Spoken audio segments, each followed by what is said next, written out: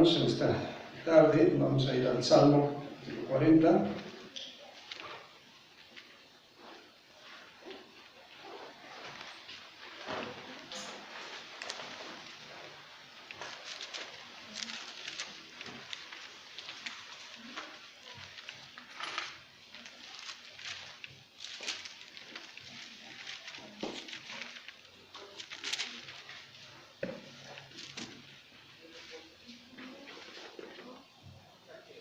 ¿Ya lo tenemos?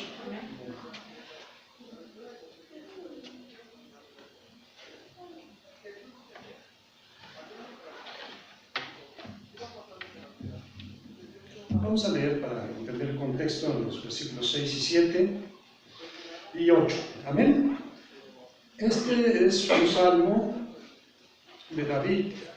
Los salmos son colecciones de alabanzas a Dios, poemas, cantos, rimas en hebreo, que tienen el propósito de exaltar a Dios, pero muchos de ellos son proféticos. ¿Qué quiere decir? Que Dios utilizó al que escribía para profetizar un evento futuro que iba a tener un cumplimiento la mayor de las veces en nuestro Señor Jesús. Y vamos a leer en el verso 6 que dice: sacrificio y ofrenda no te agradan, has abierto mis oídos, holocausto y expiación no has demandado. Entonces dije: he aquí vengo, en el rollo del libro está escrito de mí, el hacer tu voluntad, Dios mío, me ha agradado, y tu ley está en medio de mi corazón. La escritura, cuando se refieren a la escritura, esta colección que les decía más temprano de libros que se llama la Biblia, precisamente de ahí deriva el nombre de biblioteca. Biblia significa una colección de libros.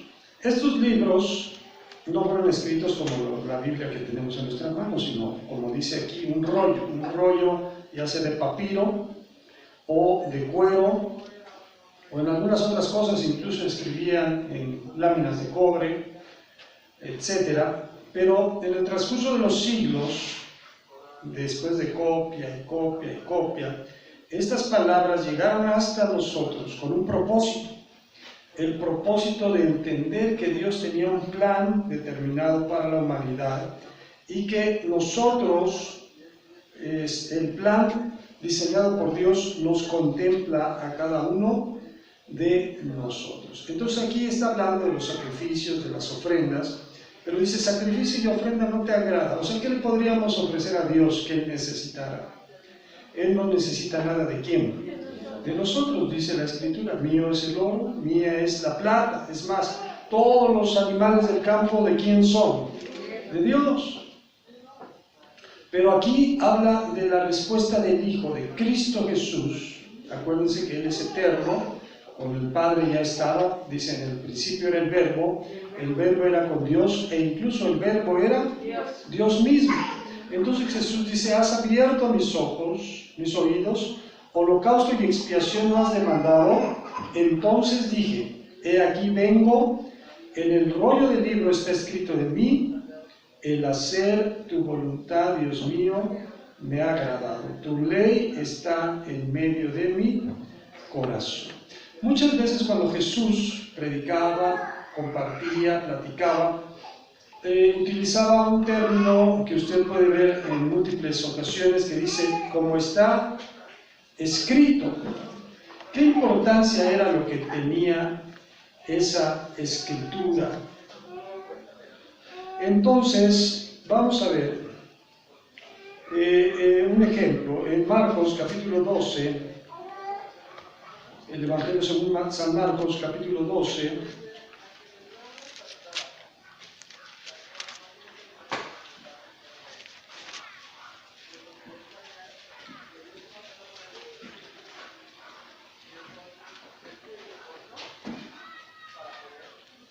Jesús empieza a enseñar, a dar una enseñanza. Dice: entonces comenzó Jesús a decirles por parábolas. Las parábolas eran enseñanzas de ejemplos muy prácticos, de ejemplos de la vida cotidiana, lo que la gente veía todos los días, lo que incluso ellos hacían.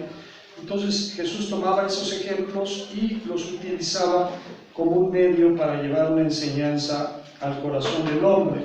Y la parábola, el ejemplo que Jesús va a utilizar en este contexto es de un plantío de una viña donde se plantan las uvas. Y dice, un hombre plantó una viña, la cercó de vallado, cavó un lagar, edificó una torre, la arrendó a unos labradores, ¿y qué hizo? Se fue. Si usted tuviera un terreno para sembrarlo, aquí estamos cerca del campo, así que también podemos entenderlo, no nada más es cosa de ir y aventar la semilla y ya dejar a ver qué pasa, ¿no? Necesita un trabajo previo y un trabajo posterior, está dándole un mantenimiento, ¿no? Aquí no es muy común, pero hay lugares donde tienen sus animales, sobre todo vacas o caballos, sueltos. Y entonces los campos no pueden estar como los vemos aquí, que no tienen cercas, sino que simplemente hay una delimitación de dónde es el terreno. En otros lugares hay que cercarlo, porque si no, los animales pueden entrar y pueden destruir el plantío. Entonces, este viñador tenía un nombre, un plantío de uvas, y lo preparó, lo cercó, lo sembró. Se utilizaba también tener una torre para vigilar que las hordas o los animales no entraran y dañaran las uvas, que estuviera todo preparado para que en el momento preciso se pudiera, ¿qué? Cosechar. Dicen que cavó un lagar, se hacían unas como tinas cavadas en la roca, donde en el tiempo de la vendimia, cuando venía la cosecha, se cortaban las uvas y los manojos de uvas se daban una lavada, se aventaban en esa tina, y usted ha visto en las películas o ha visto algunas imágenes tal vez de cómo sacaban el jugo de la uva. ¿Cómo lo sacaban? Con los pies. ¿Por qué con los pies? Pues lo pisaban, ¿no? Uno diría, ¿por qué no una prensa? Pues porque la uva tiene ciertas características que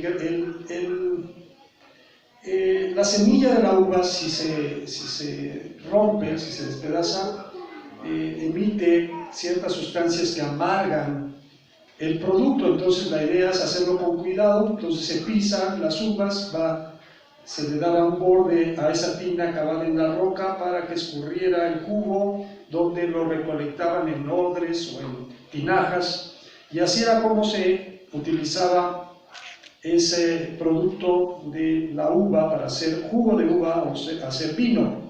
Entonces él tenía todo preparado, hizo un lagar, una torre, un edificio, pero se lo arrendó a unos labradores, se lo rentó a alguien que lo trabajara y se fue lejos.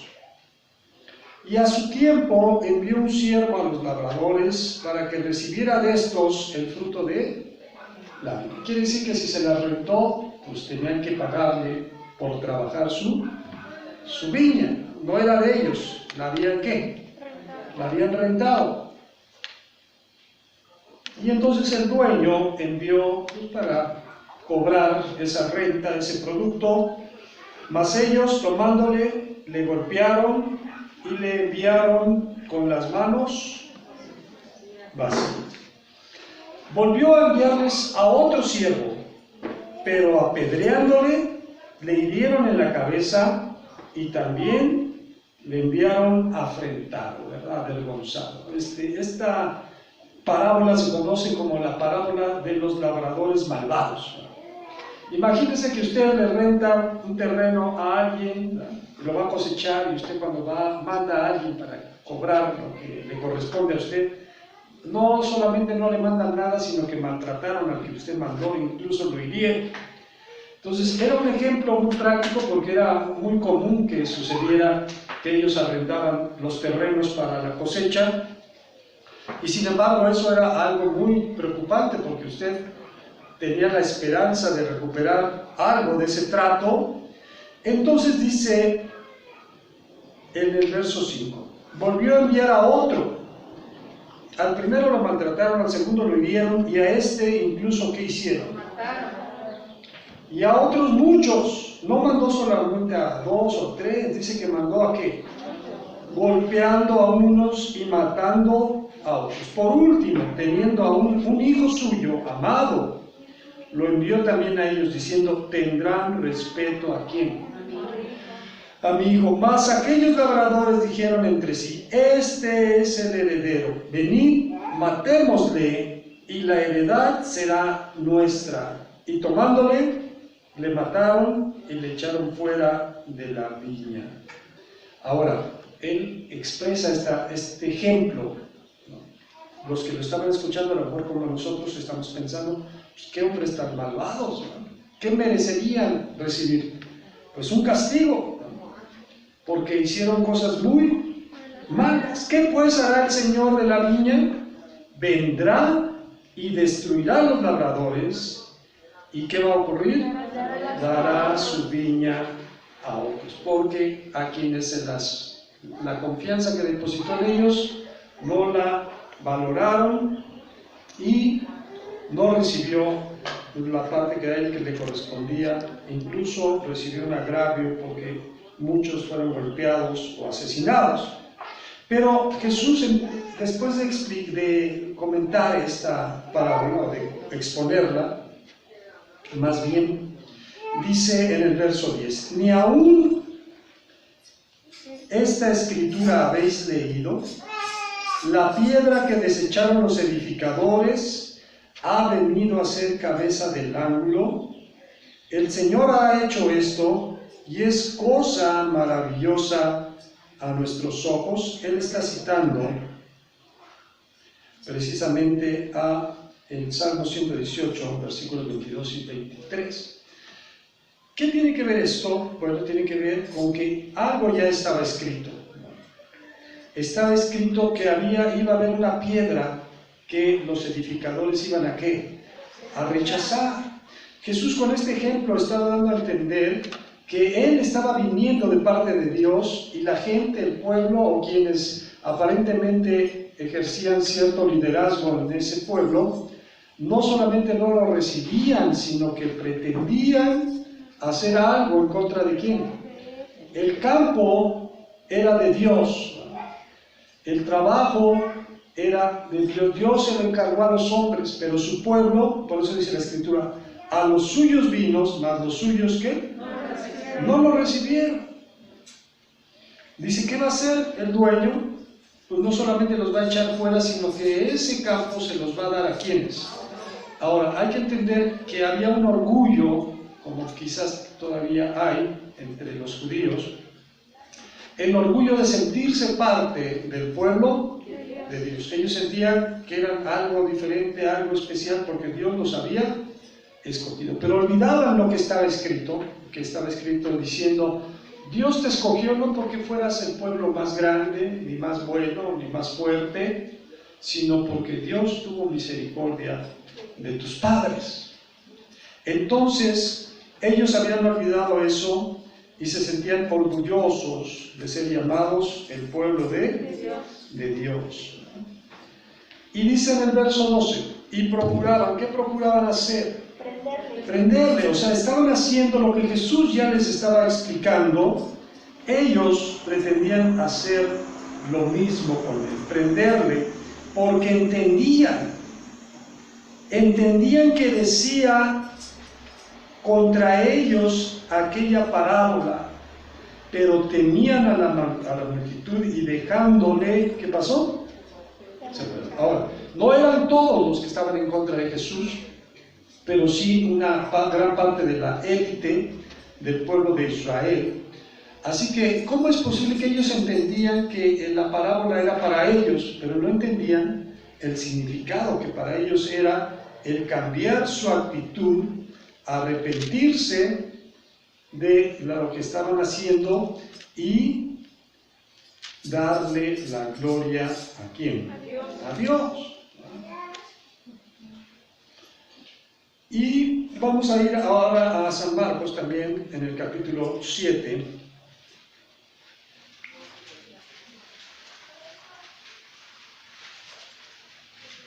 Ahora, para entender la Biblia, Primero, pues hay que tener una relación con Dios, ¿no? Porque no es por el intelecto humano, sino es a través de la revelación de quién. Pero también se necesita tener un deseo de conocer, de poder interpretar lo que estamos leyendo, de conocer el contexto, de entender qué sucedía en ese tiempo, cómo estaba, cuáles eran las costumbres del pueblo judío, cómo estaba dividida su sociedad, etc. Dice, se juntaron a Jesús los fariseos y algunos de los escribas que habían venido de Jerusalén. Ahora, entre los judíos, aunque todos eran judíos, pero no todos tenían las mismas opiniones, ¿no? Es como hoy en día, así los partidos políticos, ¿no? Todos somos mexicanos, ¿no? Pero unos le van al amarillo y otros le van al rojo y otros le van al verde, ¿no? Y piensan que lo que ellos es una situación política, algo parecido sucedía en ese tiempo, pero estaba ligado no solamente el aspecto político, sino también el aspecto religioso. Había fariseos, era un grupo, un sector de los judíos, no todos eran fariseos, era una parte de los judíos, otros eran herodianos, otros eran saduceos, y otros que eran muy preparados, se denominaban los escribas. Entonces aquí habla de dos grupos, los fariseos y ¿quiénes? Y algunos de los escribas que habían venido de Jerusalén, los cuales, viendo a algunos de los discípulos, no a todos, sino que viendo a algunos de los discípulos de Jesús comer con manos inmundas. ¿Cómo? ¿Qué quiere decir esto? Que no se lavaban ¿qué? Las manos, ¿no? Hoy que es tan popular este asunto de lavarse las manos, ¿no? Continuamente. En ese entonces había una costumbre, y no era mala la costumbre, era correcta, porque antes de comer tenían que lavarse las manos, ¿no? Es una costumbre correcta de sanidad, de una buena costumbre, pero ya no era para ellos solamente una costumbre, sino era un aspecto, un rito religioso.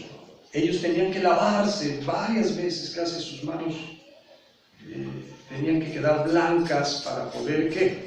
Comer. Y no solamente se lavaban las manos, sino que limpiaban el vaso, limpiaban el plato, que todo estuviera perfectamente limpio. Entonces ellos llegaron y perciben que los que estaban, se da a entender que estaban comiendo, estaba Jesús, estaban los discípulos, no dice que todos, pero dice que algunos. Pues uno se da cuenta, ustedes se dan cuenta cuando sus hijos tienen las manos sucias o no. Y aunque les digan, no, ya me las lavé, a ver, enséñamelas, ya, aunque se las enseñen, ya se da uno cuenta si están limpias o están qué. Bueno, ellos se dieron cuenta que ellos estaban comiendo con las manos, ¿cómo? Sucias. Esto es, no lavadas, ¿qué hacían? Los condenaban. No solamente los juzgaban, sino que los condenaban. Porque los fariseos y todos los judíos, aferrándose a la tradición de los ancianos, si muchas veces no se lavan las manos, ¿qué hacen? Por eso es que tenía que haber abundancia de agua en la casa. Acuérdense que aquel pasaje que analizamos en otra ocasión, cuando las bodas de Caná, dice que había unas tinajas que servían para ¿qué? Para guardar el agua. ¿Para qué querían esa agua? Pues porque la gente llegaba y se tenía que lavar las manos varias veces para poder comer.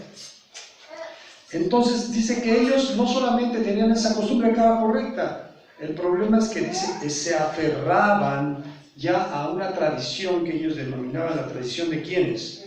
De los ancianos. Así que no bastaba con que se lavaran una vez, tenían que lavarse ¿qué? Muchas veces. No comen. Y volviéndose de la plaza, si no se lavan, ¿qué pasa? No comen. Hoy en día usted cuando sale y regresa a su casa tiene que ¿qué? Lavarse, ¿no? Y otras muchas cosas hay que tomar para guardar, como los lavamientos de los vasos de beber y de los jarros y de los utensilios de metal y de los lechos. O sea, eran muy limpios, muy pulcros en muchas cosas, estaba bien. Pero vamos a ver cuál era la actitud incorrecta. Le preguntaron pues los fariseos y los escribas, ¿por qué tus discípulos no andan conforme a la tradición de los ancianos, sino que comen pan con manos inmundas? Respondiendo, él les dijo, ¿qué les dijo? Hipócrita. Hipócrita es una palabra que viene del griego, que se utilizaba en el teatro. El teatro griego se identificaba, tiene cierta similitud con lo que hacen en el teatro chino, de que se ponen máscaras, se ponen unas caretas y la careta aparenta la actitud de personaje que están interpretando. Si estaba contento, la careta estaba como sonriendo; si estaba llorando, la máscara estaba llorando; o si estaba enojado, la máscara estaba enojada. Entonces, el que usaba esa máscara era el hipócrita, o sea, estaba representando algo que verdaderamente no era un actor, estaba representando algo.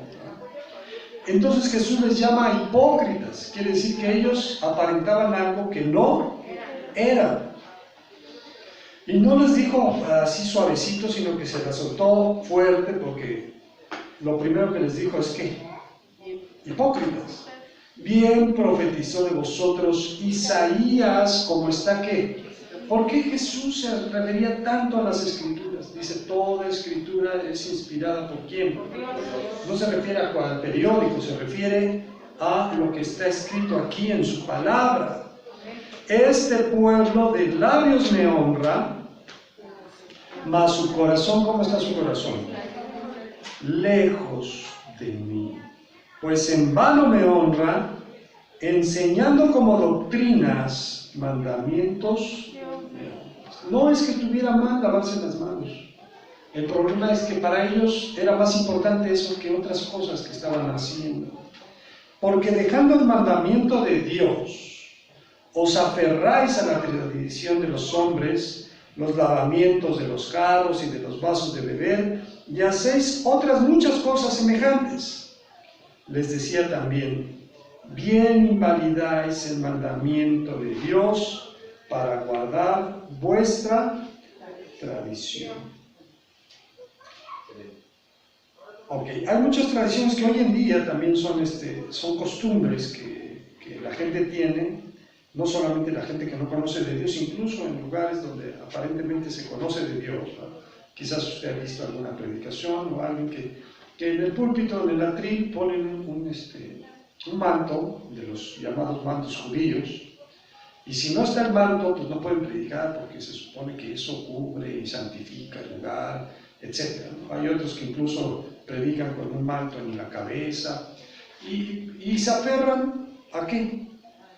A tradiciones que ya no son importantes delante de quién. Dice, porque Moisés dijo, honra a tu padre y a tu madre, y el que maldiga al padre o a la madre, muera irremisiblemente. Pero vosotros decís, o sea, eso es lo que dice el mandamiento, y el mandamiento está escrito, y la escritura está inspirada por Dios, y dice que es útil para enseñar, para redarguir, para instruir, para que el hombre de Dios esté perfectamente preparado. Dice, bueno, esto es lo que dice el mandamiento, pero ustedes dicen otra cosa. Ustedes decís, basta que diga un hombre al padre o a la madre, es corbán. Este término, que quiere decir mi ofrenda a Dios, eso quiere decir, es corbán. Todo aquello con que pudiera ayudarte y no le dejáis hacer más por su padre o por su madre. ¿Qué quiere decir? Para ellos era más importante, si el hombre dedicaba todo lo que tenía a Dios, entonces podía olvidarse de ¿quién? De sus padres. Pero eso no decía el mandamiento dice, honra ¿a quién? A tu padre y a tu madre. Invalidando la palabra de Dios con vuestras tradición que habéis transmitido, y muchas otras cosas hacéis semejantes a estas. Por eso les llamaba tanto la atención Jesús a los fariseos, a los escribas, porque ellos aparentaban muchas cosas, ¿no? Dice, no seas como los fariseos hipócritas, que ellos aman el orar en las plazas para que la gente los vea y digan que son personas muy santas, muy buenas. Pero dice, ellos son puso Jesús un ejemplo, dice, son como sepulcros blanqueados. Usted puede ir a un panteón, hay lugares donde no se acostumbra, entre nosotros es muy común. Usted va al panteón y encuentra tumbas de todo tipo. Hay donde usted ve nada más un montoncito de tierra y una cruz, ¿no? Pero hay otros lugares donde ve usted un mausoleo, o sea, una edificación, ¿no? Y hay lugares que están muy de mármol, muy hermosos, etcétera, lo que sea. Entonces dice, ustedes son como los sepulcros blanqueados. ¿Qué quiere decir? Que lo que estaba arriba estaba muy bonito, ¿no? Estaba muy limpio, les ponen flores, tienen herrería, ventanas, etcétera. Pero dice, al final de cuentas, ¿qué hay adentro de ese sepulcro? Huesos de muertos. Dice, ustedes son sepulcros blanqueados, por fuera aparentan una cosa, pero por dentro traen todo lo peor que puede haber en el corazón. Dice, y llamando así a toda la multitud les dijo, oídme todos, pero no solamente escúchenme, sino que entiendan. Hoy el Señor te dice, no solamente vengas a oír, entiende lo que Dios está queriendo decirte. Nada hay fuera del hombre que entre en él que le pueda contaminar, pero lo que sale de él, esto es lo que contamina al hombre. Si alguno tiene oídos para oír, ¿qué pasa? Voy a poner un ejemplo así muy actual, y usted quizás me dé la razón. Hoy en día, pues ya los protocolos de distanciamiento, uno tiene que estar a cierta distancia de las demás personas, traer su cubreboca, traer continuamente limpiarse las manos con gel antibacterial. La idea es de que la enfermedad, que es una pandemia que está llegando a todas las naciones, se vaya reduciendo en el número de contagios. No quiere decir que ya no va a haber contagiados, lo que quieren es que haya menos que contagiados, y es una protección, ¿no? Una protección para el que la usa y una protección para los demás, es cuidarse uno y cuidar a quienes. Hay algunos países e incluso algunas regiones aquí en México donde las autoridades locales establecen que es uso obligatorio, ¿no? El otro día estaba viendo, hay varios videos, pero estaba viendo uno en particular, de en cierto lugar llegó la policía y a un hombre, porque no traía el cubrebocas, ¿no?, lo golpearon, lo patearon, lo descalabraron, lo echaron a la patrulla y se lo llevaron a casa. Bueno, pues a ese hombre no le iba a dar el virus, le dio algo que peor. Dice, lo que contamina al hombre no es el virus de lo que tenemos que preocuparnos de lo que hay en el corazón. ¿En dónde? Del hombre. Las cifras de los muertos por la enfermedad aumentan y todos se preocupan, dicen, van 55,000. ¿No? Pero si comparas 55,000 contra 150,000 que van muertos por violencia, ¿qué está matando más? ¿Y de dónde surgen esas cosas? Jesús lo está diciendo, es lo que está surgiendo del corazón, ¿qué? Del hombre. Hay mucha violencia, la gente es muy violenta hoy en día. Hombres y mujeres, todo lo quieren arreglar, ¿va? Y si no lo arreglan de una forma, lo quieren arreglar de otra, pero hay mucha violencia. Padres en contra de sus hijos, hijos que llegan a golpear a sus padres, vecinos que se pelean y se matan entre ellos, familias enteras que se ven envueltas en situaciones violentas.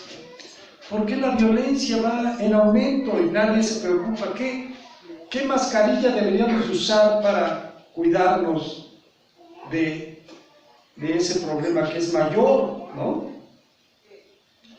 Dice Jesús, nada hay fuera del hombre que entre en él que le pueda contaminar, pero lo que sale de él, esto es lo que contamina al hombre. Si alguno tiene oídos para oír, oiga. Y se refiere a muchas cosas, ¿no? Ustedes también han visto quizás algunas en las noticias, gente que llega a cierto establecimiento y porque no lo quisieron atender, porque no llevaba cubrebocas, ni hay la sensibilidad del otro, de decir, mira, pues no te puedo atender, pero pues pídele de favor a una persona que está afuera que tenga cubrebocas, que te compre lo que vas a comprar, ¿no? Uno lo corre y el otro se ofende y el otro le pega o le avienta. ¿Por qué? Porque ¿qué hay en el corazón? ¿Qué está viendo en el corazón? ¿Qué vacuna podría abrir ahora que ya hay una controversia con las vacunas, que los rusos ya tienen una vacuna y que en otros lugares no la quieren porque viene de Rusia? ¿Qué hay en el corazón del hombre? En vez de que la humanidad se alegrara, decir, ah, qué bueno, que ya vamos a salir más rápido, ¿no? No, porque hay iras, hay contiendas. ¿De dónde vienen las guerras? Dice Jesús, de los vuestros deseos, de vuestros celos. Quieres tener algo y no lo tienes y ardes de envidia y de celos, y eso es lo que está contaminando a quién. Cuando se alejó de la multitud y entró en casa, le preguntaron sus discípulos sobre la parábola, sobre esto que había enseñado, de las cosas que entran al organismo. Él les dijo, ¿también vosotros estáis así sin qué? También ustedes tengo que estarles explicando lo que les estoy diciendo. ¿No entendéis que todo lo de fuera que entra en el hombre no le puede contaminar? Porque no entra en su corazón, sino en el vientre y sale ¿a dónde? Al baño. Esto decía, dando a entender, haciendo limpios todos los ¿qué? Alimentos. Pero decía que lo que del hombre sale, eso es lo que contamina al hombre, porque de dentro del corazón de los hombres salen los malos pensamientos, los adulterios, las fornicaciones, los homicidios, los hurtos, las avaricias, las maldades, el engaño, la lascivia, la envidia, la maledicencia, la soberbia, la insensatez. Todas estas maldades, ¿de dónde salen? ¿Quién le enseñó a las personas a comportarse así? Eso está surgiendo de su propio ¿qué? De su propio corazón, y contaminan ¿a quién? Al hombre. Entonces, estas enseñanzas que fueron expresadas hace más de 2000 años por Jesús, vemos que es lo que está sucediendo ¿qué? Hoy en día. Hay mucha gente que se aferra a su tradición, ¿no? Pero hay cosas más importantes que Dios quiere que atendamos y no lo estamos haciendo. Vamos a ver otro ejemplo para ya terminar. En el capítulo 4 de aquí de San Marcos,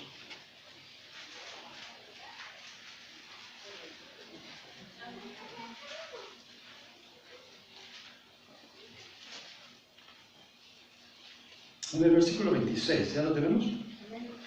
Decía además, estas enseñanzas son estas parábolas, ¿verdad? Ejemplos de la vida cotidiana para traer una enseñanza a la vida y al corazón. Decía además, así es el reino de Dios. ¿Cómo es el reino de Dios? Uno podrá pensar. Entonces Jesús, para que nosotros lo entendamos, hace unas comparaciones del reino de Dios. El reino de Dios es como cuando un hombre echa semilla en la tierra y duerme y se levanta de noche y de día, y la semilla brota y crece sin que él sepa qué. ¿Cómo? Él la plantó, ya nada más espera, y la semilla que estaba muerta, aparentemente, empieza a tener ¿qué? Vida. Empieza a surgir de la tierra. Porque de suyo lleva fruto la tierra, primero hierba, luego espiga, después grano lleno en la espiga. Y cuando el fruto está maduro, enseguida se mete la hoz, porque la siega ha llegado. Quiere decir que Dios deposita algo en ti, algo que a lo mejor tú no entiendes ni sabes cómo va a actuar, pero Dios sí lo sabe. Y esa semilla va a empezar a crecer ¿en dónde? En ti, y vas a tener que producir un ¿qué? Un fruto, porque va a llegar un momento en que la hoz venga a cosechar lo que Dios espera en tu vida. Otro ejemplo lo vemos aquí en el capítulo, aquí mismo, en el verso 30, dice: decía también, ¿a qué vemos semejante el reino de Dios? ¿Por qué era importante el reino de Dios? Ahora, quiero hacer un paréntesis aquí. Muchas veces hablamos de la iglesia, y nosotros somos la iglesia. Y cuando alguien define la iglesia, dice, define lo que es la iglesia. ¿Qué es la iglesia para ti? Pues nosotros sabemos que la iglesia no es un edificio, sino la iglesia somos el grupo de personas que nos congregamos para alabar ¿a quién? A Dios.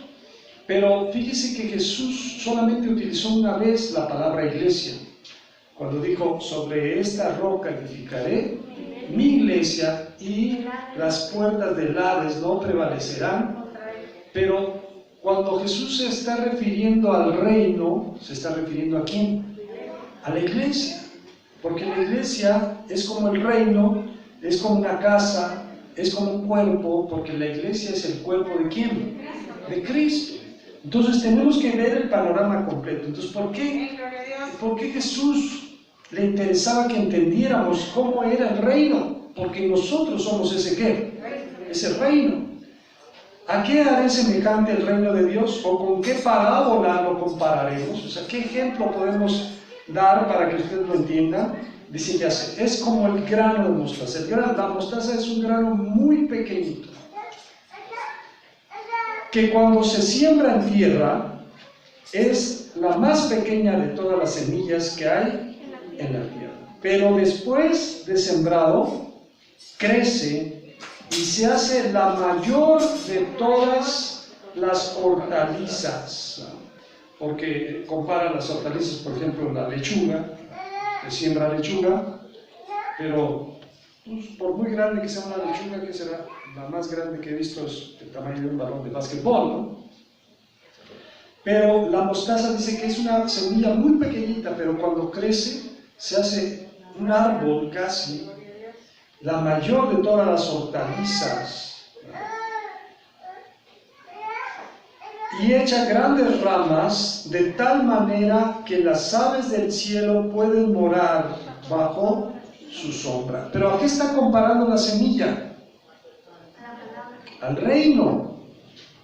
El reino parece que es muy pequeño, pero va a llegar a ser muy ¿qué? Muy grande. Ahora en el 33 y 34 dice: con muchas parábolas como estas les hablaba la palabra conforme a lo que podían ¿qué? Oír o entender. Y sin parábolas no les hablaba, aunque a sus discípulos en particular les declaraba todo. Para finalizar vamos a ir a San Juan.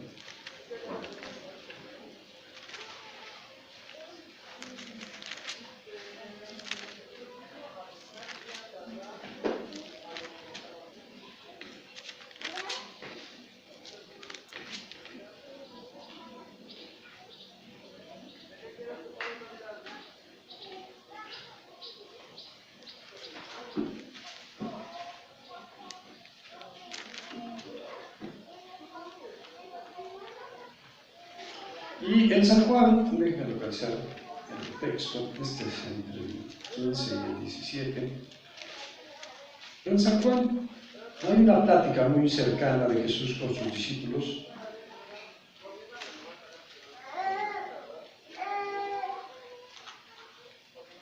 En el 15, vamos a ver.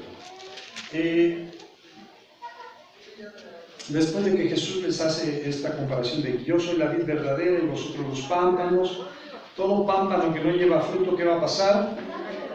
Va a echarse cortado y echado ¿qué? Y después en el verso 7 dice: si permanecéis en mí, mis palabras permanecen en vosotros, pedid todo lo que queréis, ¿y qué va a pasar? Y os será hecho. Y en el verso 12 en adelante es donde nos vamos a referir. Es una plática muy cercana con los discípulos. Está a unas horas de ser entregado Jesús. Ya les expresó sus últimas enseñanzas diciéndoles: no se turbe vuestro corazón, creéis en Dios, creed también en ¿quién? En la casa de mi Padre, ¿qué dijo? Hay muchas moradas, ¿no? Y entonces Dice, este es mi mandamiento, les dice, les encarga. ¿Cuál es su mandamiento? Que os améis unos a otros, pero no como usted se imagine, porque es que yo soy así, no soy muy expresivo, ¿no? ¿Cómo debemos de amarnos? Como yo os he amado. ¿Cómo nos amó Jesús? Dice en el verso 13, nadie tiene mayor amor que este, que uno ponga su vida ¿por quiénes? Por sus amigos. Vosotros sois mis amigos si hacéis lo que yo os mando. Ya no os llamaré siervos, porque el siervo no sabe lo que hace su Señor, pero os he llamado amigos, porque todas las cosas que oí de mi Padre os las he dado a conocer. Entonces, Él nos está diciendo, ya no es una relación de que usted es el esclavo y yo soy el amo. Ahora hay una relación más cercana con Jesús. Dice, somos sus amigos. Dice, ámense unos a otros. Pero no se amen como ustedes piensen, ámense como yo los he amado. ¿Y cómo mostró su amor? En esto manifestó su amor, en que Cristo murió por nosotros, siendo aún pecadores. Amén. Que el Señor nos bendiga y nos ama.